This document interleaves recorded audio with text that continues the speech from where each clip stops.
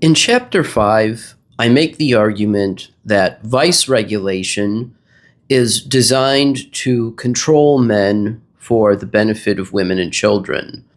But I also make the argument that vice regulation directed at women is also designed for the benefit of other women and children, and it's often done at the behest of women.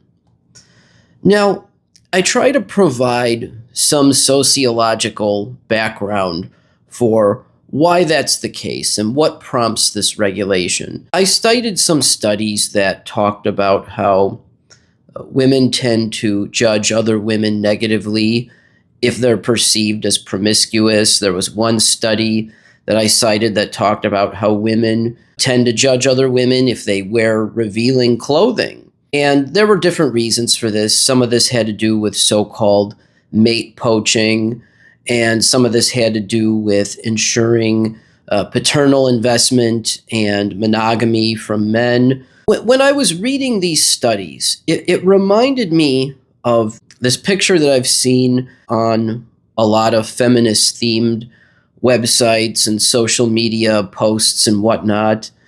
The idea that's being conveyed by this picture is that society regulates women and that this is something that's done primarily by men and that it's motivated by misogyny. And I think, again, this is just completely wrong. Looking at this picture, I think if people were intellectually honest, they would have to admit that even though this is a male officer writing this ticket, the driving force behind this kind of legislation and this kind of regulation was most likely primarily women.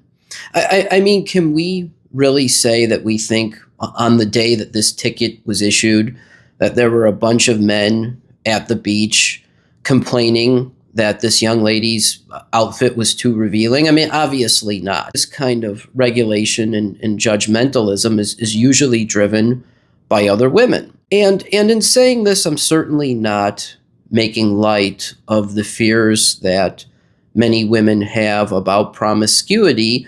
Obviously, promiscuity has the potential to disrupt familial resources and stability. So there's always rational reasons behind these fears. But it's so important that we acknowledge that these fears exist. Once again, it's far too easy to blame everything on sexism and misogyny and patriarchy.